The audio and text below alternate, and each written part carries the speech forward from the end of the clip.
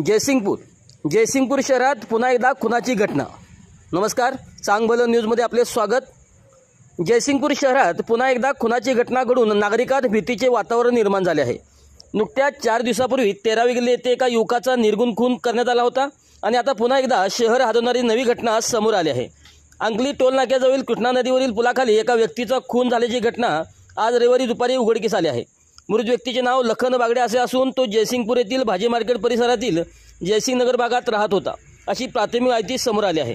या घटनेनंतर पोलिसांनी घटनास्थळी धाव घेतली असून मृतदेह शवविच्छेदनासाठी प्राथमिक आरोग्य केंद्राकडे पाठवण्यात आला आहे।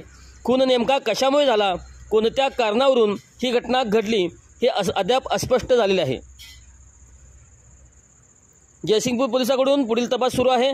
अल्पावधीतच शहरात 2 खुनाच्या घटना घडल्याने नागरिकांत मोठी खळबळ माजली असून कायदा सुव्यवस्थेवर प्रश्नचिन्ह उपस्थित झाले आहे। अशाच बातम्यांसाठी आमच्यासोबत कनेक्ट रहा।